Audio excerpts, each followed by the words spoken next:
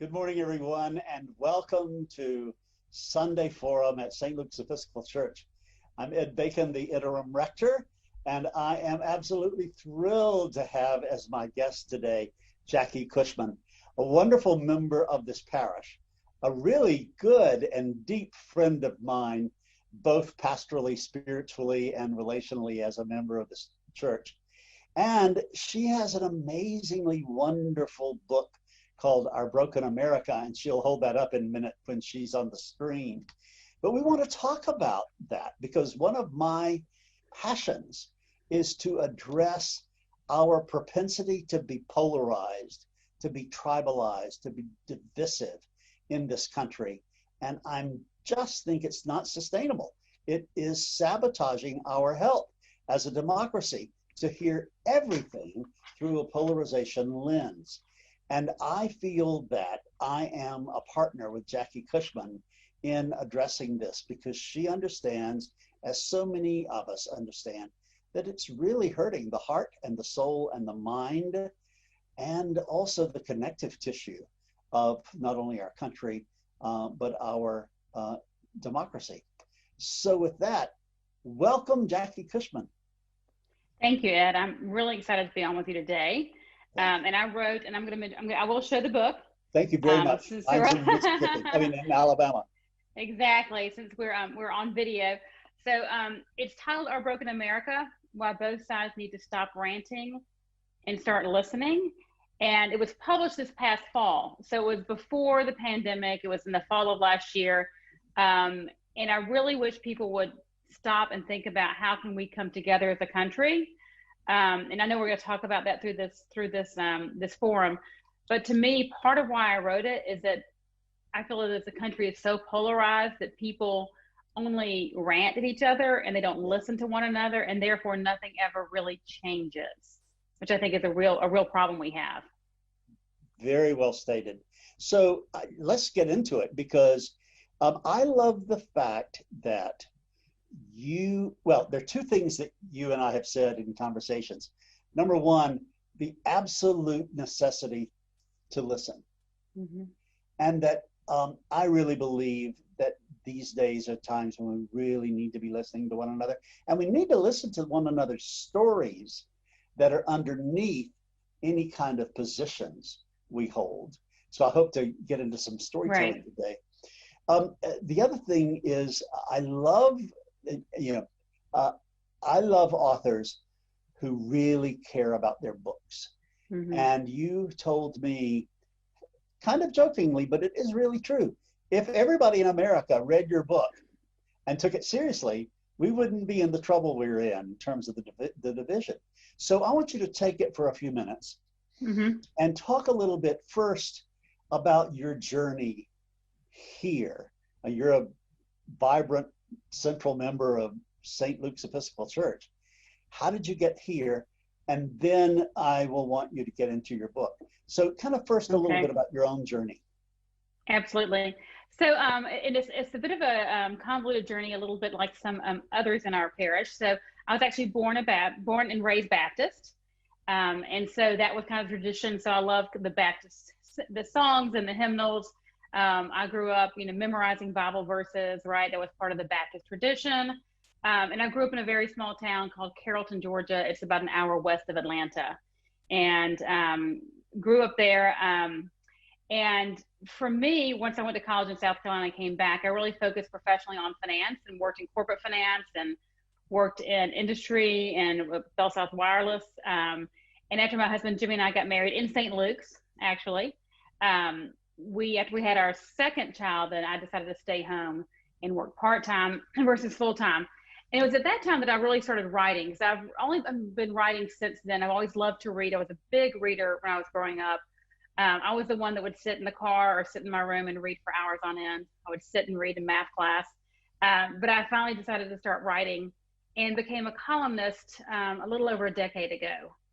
And so this book, Our Broken America, is my third book. The first book is The 5 Principles from Our Family to Yours that I wrote with my father. And the second one is called The Essential American.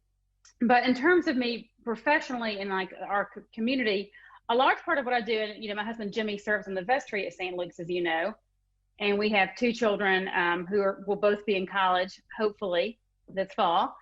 But a large part of what we try to instill in our children is community service. And since I wasn't working full time, I've been able to really work deeply for years in several different community groups I'm going to talk about for a few minutes, if that's okay, because that experience is really kind of what led me to write this book.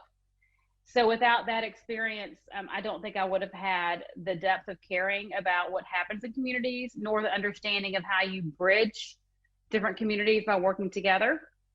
So the first one I'm going to mention is the one that I got involved with not long after our son Robert was born. So I can remember he was born right before 9/11.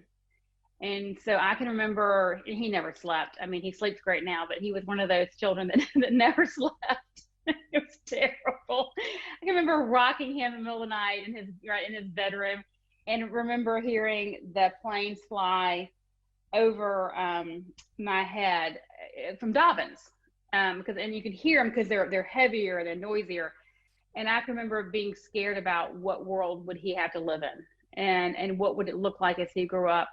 And not long after that, I had a friend of mine, Lisa Lofton, who was part of a group called Genesis at that time, that's now Our House, called and said they needed someone to volunteer as a treasurer. And at that time, it was a homeless shelter behind the temple. We've moved since then, but I couldn't imagine, even though I had two under the age of 2, I couldn't imagine saying no, because as hard as it was for me to raise children, and I was in a house with a supportive family, I could not imagine how horrible it would be to be homeless and have a newborn baby. And that's where Our House really focuses their work. It's homeless children and their families. And so I've been involved with that group now for over 18 years. And to me, what I love about what Our House does is it really looks at the entire, like what caused the family to be here. Like, it didn't just, something happened, whether it was a loss of a job, a health issue, if they were fleeing an abusive spouse. There were a variety of reasons, but until you know your story, to your point, the story or what happened, you can't figure out how to help somebody. And then it's a real program. They provide support. They provide, financial literacy. They provide training for, for a job, if you need job training or education. They work with you for job placement. And their goal is really a self-sufficient family for every child. And so I've been working with Our House now for, like I said, almost 2 decades. The second organization that I got involved with is the Trust for Public Land. And the Trust for Public Land first came to Atlanta in the 70s when Rand Wentworth decided it was important for Atlanta to help save what is now part of the Martin Luther King Jr. National Historic Site. And so he knew that TPL nationally had a role in doing that kind of work. So he reached out and said, will you come and help us? And they said yes. And that's really the genesis of the Trust for Public Lands work in Georgia. And I got involved, obviously I'm not that old, so I wasn't involved then. But I got involved later. My father was involved as well. But our work, since I've been involved, is focused on saving land for people. The Beltline, we helped pave the way for the Beltline in terms of the study being done and helping the city acquire land. We've worked a lot on the Chattahoochee River to save the land on the river. And we're now going to go into phase 2. If you go to Chattahoochee Riverlands, free nonprofit, promo, you can actually see the visioneering for the next phase of work on the Chattahoochee, which is really how to provide access for all people to the Chattahoochee so that there's access to be able to use that land. We've worked on Cook Park, which should open this fall, which is on the west side of Atlanta. So we really focus on how do you provide people access to land. We want land for people. The third group is a group called Gears, which is a relatively, for me, I don't think I've only been involved 4 years, group that really focuses on, it's Georgia Early Education Alliance for Ready Students. And we focus on making sure all children are ready to go to kindergarten, because if a child goes to kindergarten and they're not ready to learn, then more than likely they are not going to be able to read when they get to 3rd grade, which means they never catch up. So for us, obviously, we focus on disadvantaged communities and high quality childcare. and work a lot advocating to make sure there are funds for that, as well as access, and provide tools so that parents know which child care centers are high quality and which ones are not, because we know how important it is to have really high quality teachers in that early learning setting. And then the last one is the Atlanta Society of Finance and Investment Professionals, which really does financial literacy. And we work a lot with college students, high school students, and provide programs to understand financial literacy. So the reason I'm telling you about is that the work and Jimmy's always on the vestry here. He served on the Atlanta History Center, on the Botanical Gardens Board and everything. But we really focus on how do we community build? Like, how can we build, right, stronger families, stronger communities, make sure there's resources for everyone. And then what I found in my work is that when you find something you believe in, whether it's financial literacy or environment, or whatever someone's cause is, that you can soon find people that you might not naturally run across. But if you have a common goal, you can work together and make real progress that makes a difference for all people. Indeed. Well, that's the life of a public servant. You and I have so much in common. We're both Bapto-Episcopalians. Mm-hmm. We love Baptist hymns. We love sword drills, so we can find anything in the Bible. And, I love your big love cup. Do you like that? Oh, we love Wade Thompson. We both have that in common. Yes, we do. We both love Wade Thompson and everything he does. And then actually, your father and my father were elected officials. And so we know the world of politics, mm-hmm. and how you have to be as a child of a lifelong politician and public service. Your father is Newt Gingrich, and a very famous household name. And my father down in South Georgia has a household name, an elementary school named after him, James Bacon. Mm-hmm. So you and I have a lot in common that I was not aware of until we started telling these stories. Mm-hmm. And that's what I love, frankly, about having conversations with people who might have a different perspective than you do. But if you get down to the story level, the being mm-hmm. is much more important than the doing and the way people look.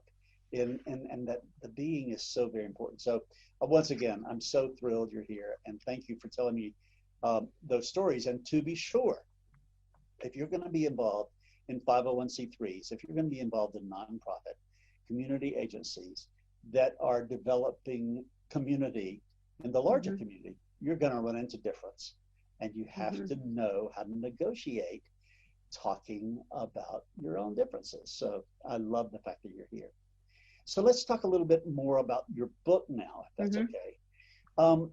So I want to come back to listening, but I really want you to unpack that statement, which I really believe. If every citizen in America had read my book, we would be in better shape. So I love your bold statement about that. Unpack that. What is the essence of your book that really would change America? So the real core of my book, and I talk a lot about in the introduction, kind of my background and my history. I talk about my faith. I think right before I finished my book, I think I actually finished The Universal Christ, which I know that you have done, right, a study group on. So a lot of what I talk about is how if you look at political polarization almost from a spiritual, you actually can't have that, because if you actually believe that there is Christ in all of us, which I do, right? If there's God in all of us, then it's literally impossible to look across the aisle from a political perspective and say you hate the other. Absolutely. because you are the other. Oh, amen. Glory attack. So, and I talk about how I try to find the divine in other people, and that, I feel like this political polarization, and you mentioned this in one of our conversations, like this industrialized political polarization complex, right? They're turning out ways in which we can hate each other more, but it's exactly opposite of what we need to really heal ourselves, because we know from my belief, I know that to be able to really be healed and to really be whole, I have to be able to see God in others and in myself. And if we're really busy judging the other person, and I talk about this in the book, I talk about outrageous outrage, and that people start getting outraged and then they get more outraged, and it feeds upon itself. And part of what comes from that is that people feel good about themselves, right? Because they're better than others, when really we know from a biblical perspective, no one's better than anyone. And we all have sin. I'm certainly not standing here saying that I don't have sin, because I'm a human being, and I have a lot of it. I don't think we have enough time to go through it right now. But I mean, you can't give grace to others if you can't give grace to yourself. Amen. Amen. Amen. So that's really the core of my book. And then talk about how do we listen to the other, right? The other, which is us. How do we listen to one another with love and try to understand, even if we don't agree? Because I don't think, our country isn't built on the idea that we all have to agree with one another. Right. That's just totally opposite. Right. Our country is built on the idea that we should be able to freely discuss ideas and have a vigorous debate, but still be bound together in this love for one another and this love for what we can do together. And that's where I feel like we've really missed the mark. Amen. I am so resonant with with everything you've said, politically, humanly, spiritually, and theologically. It was really beautiful, and thank you. It was very well stated. So I am a member of the Society for the Renunciation of the Polarization Industry. Sounds pretty fancy. It sounds pretty fancy. The fancy title. I renounce polarization. I renounce othering people. And I renounce the myth of the separate self.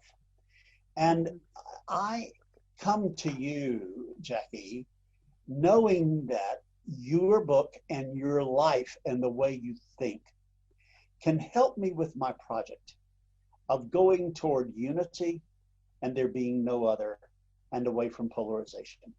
So what are the keys?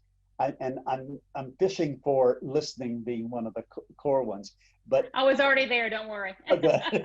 So unpack the listening thing, but anything else that goes along with listening as a core part of the repertoire.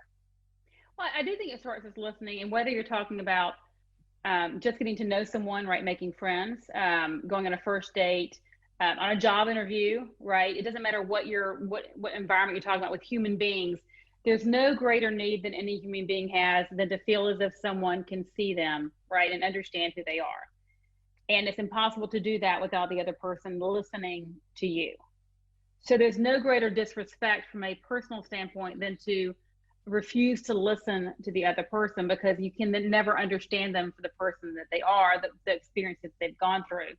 So to me, listening is the first key. And listening is hard because if you really, really listen, because most of us have, and I know you don't do this, but a lot of people, and I do this occasionally myself, we all do, instead of listening to what the other person is saying, we're formulating our responses to what we think they are going to say. Because you actually can't formulate responses and listen at the same time. And really listening requires you to suspend your thought pattern and to actually listen, which is hard. I mean, it's hard because that means you can no longer be turning up here. And so I found it very helpful. For me, it helps a lot for me to literally take notes sometimes so I can focus on what's being said. All right, that's my way I'm a very visual person anyway. So that allows me to focus on what the person said. Or then we all know the classic reframing. Ed, you just said you were the founding member of the renunciation of political polarization, or whatever it is, so that you can acknowledge to the person that you're paying attention, that you're understanding them, but also provides a connection in terms of body, which is hard. And now in pandemic, in body language and head nodding and that mutual, how do we make sure that we're on the same wavelength? And when you don't listen to one another, you never have a chance to do that. Right. Amen. Oh, I love it. Well, Jackie, I'm a human being too, and I have to fight truly listening and not formulating my responses or my defenses while somebody's talking, which I just think is golden for you to point out that is the essence of listening. So, and you're I want to pick up though on something you said about defensiveness, because you're exactly right. That's a lot of what the political polarization is that I think people are very scared to be wrong. Yes. And so if you're scared to be wrong, then you have to be defensive because you have to be right. Yes. And part of why we feel like, I think we feel like we have to always be wrong, be right and never wrong, is because when we are wrong, we're afraid someone's going to say, Jackie, you're wrong. You're wrong, you're wrong, you're wrong. And we have such this culture of I want to say lack of graciousness, or whatever you want to call it, that, as though any of us walk around sin free. Like, I don't know where this came from. I mean, Jesus Christ is not walking around currently in human form, so there's literally no one that has any real right to continually judge, right? This ongoing judge. Let someone be the judge and jury of everything. When I think if we could just have a little more understanding and grace with people, and to see the best part of them, because if we believe that there's Christ in people, which I do, and we believe that we can, if we look hard, we can see it, then our options are to either try to pull more of that Christ out, or to find, because we all have something terrible in us as well. I mean, I have a lot of bad habits. I mean, we don't want to go into that, but if you want to focus and pull those out, you could do that as well. But is that as helpful? Right. And so I think it's a really hard discussion for people to think about, because it's so easy to be defensive, because it makes you feel good for the moment, because you must be right because you're defensive, and therefore you must be smart because you're right, and therefore you must be a better person. But we all know there are no better people. Right. Exactly. Well, I mean, you're just making my heart hum here in what you're saying. I loved what you said to me one time. If you're so focused on hating, where's the room for grace? I mean, grace is a huge, that word keeps coming up in your lexicon, your vocabulary, Jackie, an awful lot. Can you talk a little bit more about grace and its power? I will, and I'm going to give you a story to explain what I think of as grace. I love stories. Yeah, I know you do. So a couple of years ago, I was talking to a lady who had gone through the program at our house, and part of the program at our house is they not only provide I mentioned earlier, the financial literacy and the education, but they also provide, for those that are interested, they provide an accreditation for a teacher for childcare. So if you're there, you can actually go through their program, become accredited as a childcare teacher, which means you now have a diploma and get a secure job, et cetera. And she had then come back to our house, and she was a teacher there, lived on her own with her child outside of our house, but still serving that community as an accredited teacher. So for her, she not only talked about the experience for her of being able to to be able to go in that course, to be able to earn her certificate, which was really hard, to know that she's important to those children, especially serving them from a place where she understands where they've been from. And she talked a lot about being able to be taken from where she was at one time and being transported, right? Basically transported to a different life. Now, it took years. It took a lot of hard work for her to do. But she talked about that transformation. And to me, she was like an angel, right? Because that's like a story of an angel that now ministers to these small children who are now experiencing homelessness, that she understands and can help them. But when I think of grace, I think of her transformation, and taking her from where she was a homeless mother who was struggling to now an accredited childcare provider who helps these children from a place of real understanding, while she provides a self-sufficient home for her family. I mean, that is God's grace to me, is to take from one place to another and totally transform the life. So that when I talk about grace, I think about grace as a transformational ability, and I think of it as something you not only should give other people, but I think quite frankly, and I'm sure you'll know the correct quote, but you can never give to someone what you haven't given to yourself. Yeah, that's it. So if you can't forgive yourself for making mistakes, which obviously we all have, since we're all human, then you can never have the ability to forgive someone else. And without forgiveness, there's never any forward movement. So it's you end up wrapping in this cycle. Yeah. I don't know if that was helpful or not, but it was very, very helpful. And you just brought in Desmond Tutu in our conversation, because he has a book called No Future Without Forgiveness. And that's a beautiful way for you to put it, in terms of there's no forward movement in anybody's life if you don't have any grace. No, you have to have grace, and I think forgiveness is really hard for people. I mean, we all struggle with it for different peoples and aren't right. There's just are people put in your life to be hard because you have to learn how to deal with that? Probably, right? And I've had to work a lot through that in my life as well. And in the end, what I've come to realize that forgiveness is much less for the other person than it is for me. It's for me, because honestly, most of the time, that person honestly, they've forgotten about. They've moved Exactly. on. They're Exactly. somewhere else totally. But if I constantly harbor that ill will towards another human being for something that happened, whatever, and hang on to that, then that's the focus of my energy and my life force. And to me, you only have so much of that, right? You can't do everything. So I've really tried to refocus what I'm doing into how can I focus it in a positive way that creates positive outcomes for other people versus focusing on the few things that are not helpful at Right. all. Indeed. Indeed. So listening and grace, anything else before we move on? I love Um, talking about no, those two. yeah, I think listening and grace, and also the other thing is, and this I found out through my life, is that to me, I think it's important for people to talk. I mean, we're obviously having a discussion. I think it's important for people to talk about issues and to listen. Clearly, it's the title of my book. But I think that where the real kind of where things really start happening is when you work with people and create things with people of different backgrounds and different views and different opinions, because it's in the process of working toward a goal that you both agree on. And whether it's, for me, it's early child learning and the land and financial literacy and homelessness. I mean, the Ansley School is a great example of the work that's being done in the Ansley School. It's unbelievable. But once you find a thing in the community that you care about, and then you work with whoever shows up, doesn't matter what their background, it doesn't matter, and then you work together and you accomplish something for that objective, it will be amazing how differently you look and think about other people Yeah. and how close you become, because now you've actually accomplished something. Yeah. Right? You've actually accomplished something good together, which I think makes a huge difference. I agree. When you make more space for somebody else to be truly who they are, it Mm-hmm. frees up more space for you to be truly who you are, both in our connectedness with somebody else, but also in our uniqueness, you know? That's well said. Well said. And you're right, because we all have very different skills, right? God didn't create us all the same. We all have different skills and attributes. And I do think sometimes we try to place ourselves or others in little pigeonholes.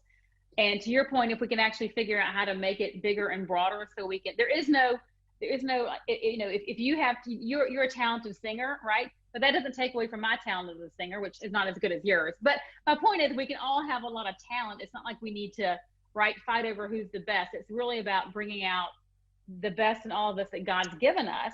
What are the God-given talents, and how should they be used to improve our world, as opposed to figuring out, how do we make somebody else feel small so we feel big? That's Oh, yeah, yeah, so, yeah. yeah. Mm. I'm taking all that in. Oh, that's really important. So very important.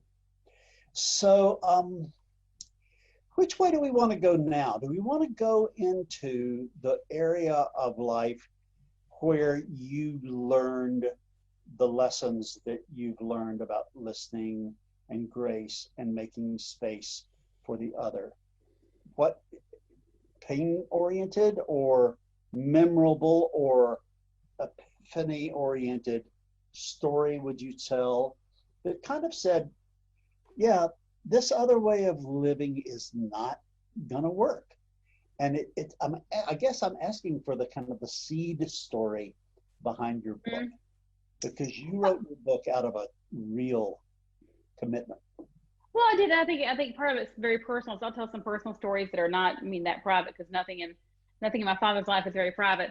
But part of it was watching the political polarization, and it's interesting because has always been my father. He's never not been my father, and he lost twice before he was elected the third time. And so I can't remember a life before politics. I remember losing twice, but there was always politics out there.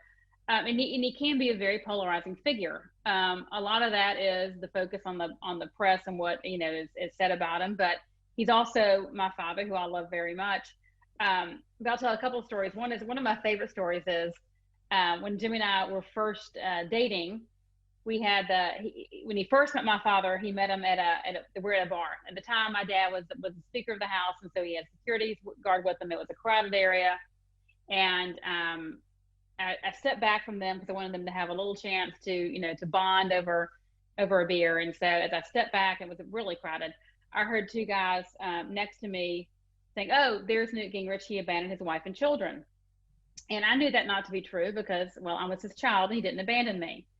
So I turned to them and I didn't yell at them. I just said, "Excuse me, guys, that's not true. I'm his daughter and he didn't abandon me." And they were appropriately mortified because they were literally repeating what had been on the news, which was incorrect, and very apologetic, and were nice after that. But it just, I guess my point is that there are so many things that are out there that are untrue, including the fact that he left my mother on her deathbed when she had cancer, besides the fact that she didn't have cancer at the time and didn't die.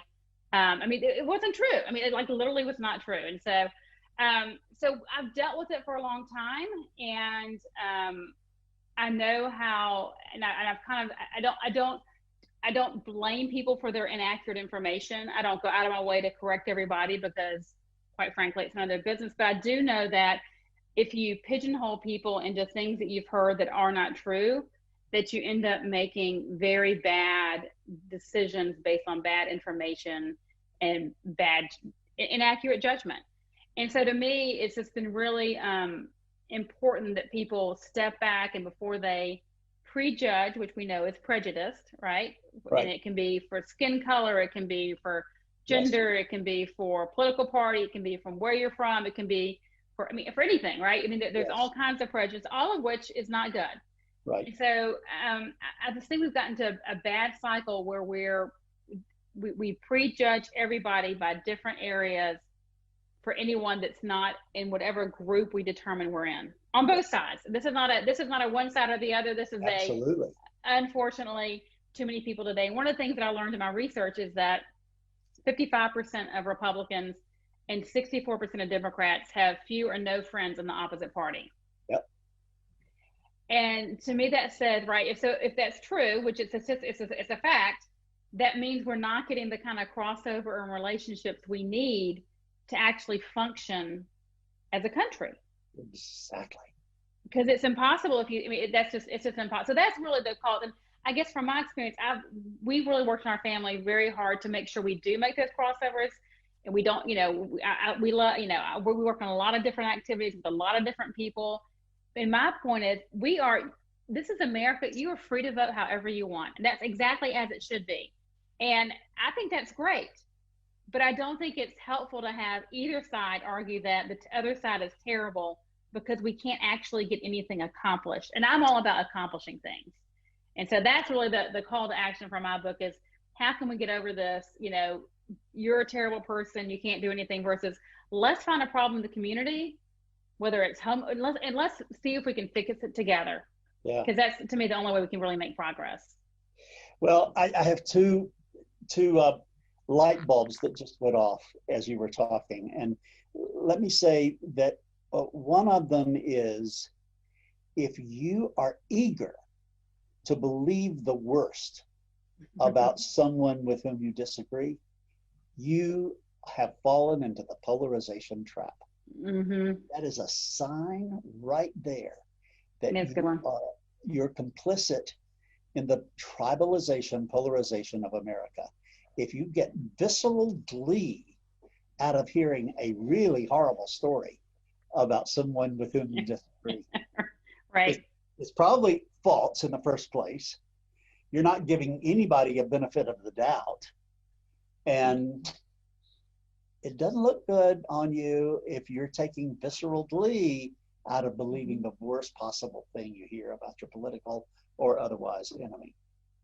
And I got so excited about that when I forgot the second point. No, but but you're right. But I do think people take too much joy. I mean, and I think it's it's easy to do when you're on these social media outlets and because that's all about again it says one-upsmanship. It's like that one side's better than the other. And it makes you just think about really is that what life's about? Yeah. I don't think so. I mean, I think really life's about again. I think I'm probably very lucky. I have it sitting here that I was reading the Universal Christ. I love that. When I was writing my book, because I do think if you try to remind yourself every time, okay, there's Christ in me, so let me try to be a little better. There's Christ in you, there's Christ in them, there's Christ in them, there's Christ there. If we all understand that there's God in everybody, then I think it kind of makes us take a breath and rethink about how we treat them as well. Yeah. Another thing I know we might want to talk about as well, because of my work with Gears in our house, but the other thing I think if we think about how we work to bring everybody to use the talents that God's given everybody, because I believe God gives everybody talents and a lot of ability, but I really think it's important for us to recognize that when we work with people, and not to assume that again, because of prejudice one side or the other, that somebody can't do something because of their background. Yes. And I really think we need to, how do we bolster people up, right? How do we bring out the best in people and the most in people without telling people, gosh, Ed, you're from South Georgia. It's a miracle you can read and write. Amen. Come on. You're pretty talented. Like there's still, I'm not saying we don't need those underlying structures to help poor Ed who's in South Georgia, right? But to realize there's so much talent. I feel like in our country, we are missing out on so much human potential. Yes. That is not being accessed, and we need to figure out how to unlock that with people, because we have so much human potential that's in our country that is not being used right now. That's my opinion. Indeed. I really am glad you went there too. I did remember one of the things a point you made that turned my light bulbs on, and that had to do with having friends who are like you, only friends who look like you, who think like you, and all that kind of stuff, and the absence of proximity to difference. Mm-hmm. I mean, one of the things that you have heard me preach too much, I'm sure, is the big tent notion.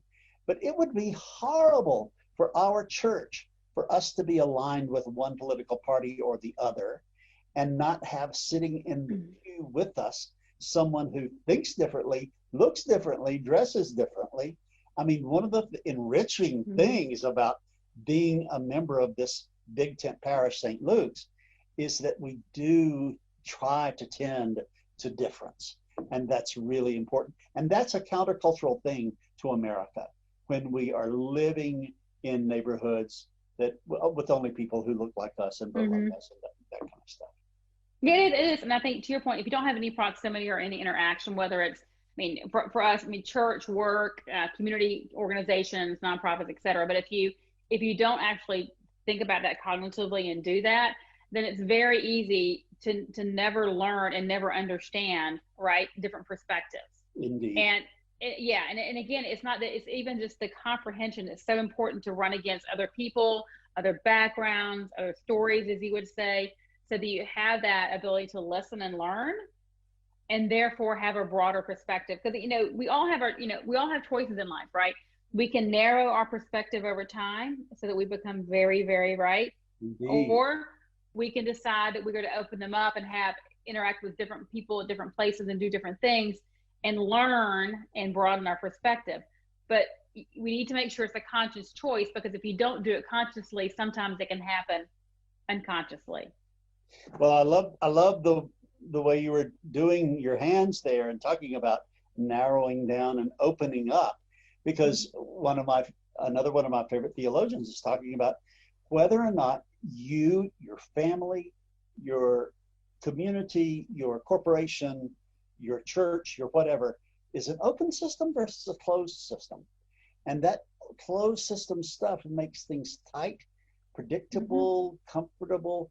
And when you open it up, you're on adventure and newness and all of that kind of stuff. And those are the vibes I get from you, Jackie, is that you think life is an adventure.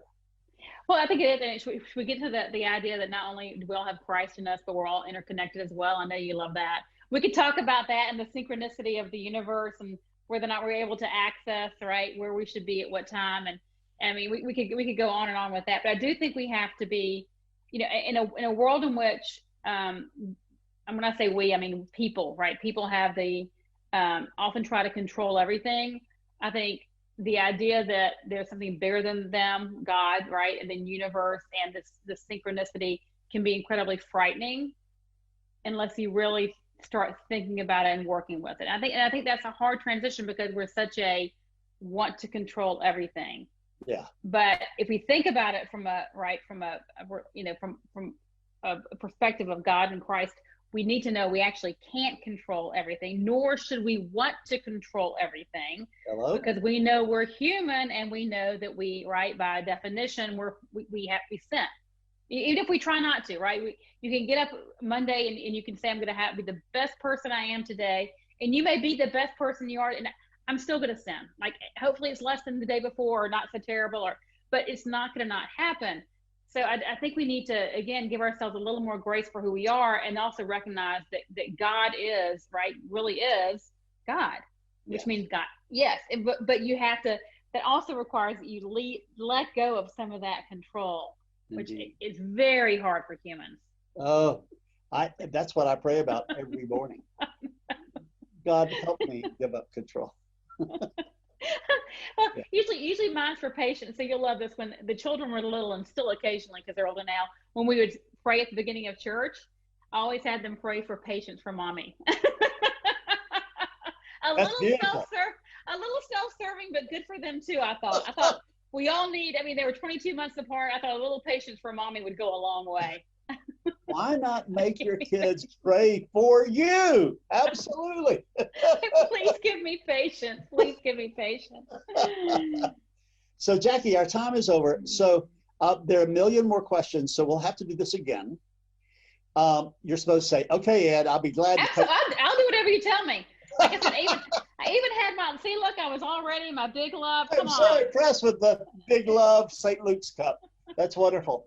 But as we close, now tell us, aren't you on a syndicated radio show or something? Tell us about that. Okay, so two things. My books are available on Amazon. If you're interested on Amazon, I do have a website, JackieCushman.com. Occasionally on Bill Night's Political Rewind, and I do write a weekly column that you can find at Town Hall. So, and again, I have the 4 nonprofits. If you want to get involved in any of those, please let me know. We're always looking for volunteers. And you can get involved in any nonprofit you want. If you love the arts, do arts. If you love the symphony, do the symphony. I don't do whatever you want, but my advice would be to get involved in something because you'll get a lot more out of it than you will actually give to it. So Jackie, are the links to all of those nonprofits on your website? Yes. Perfect. And will you hold up your book one more time, please? Oh, absolutely. It was under my Big Love Cup. So it's Our Broken America: Why Both Sides Need to Stop Ranting and Start Listening. Love it. Thank Jackie you for having Cushman, me, Ed. Thank you. It was wonderful. I enjoyed it. Thank you very much. Thank you all. Join us every week for stimulating, compelling, relevant conversations. We're so glad you were with us today. Goodbye.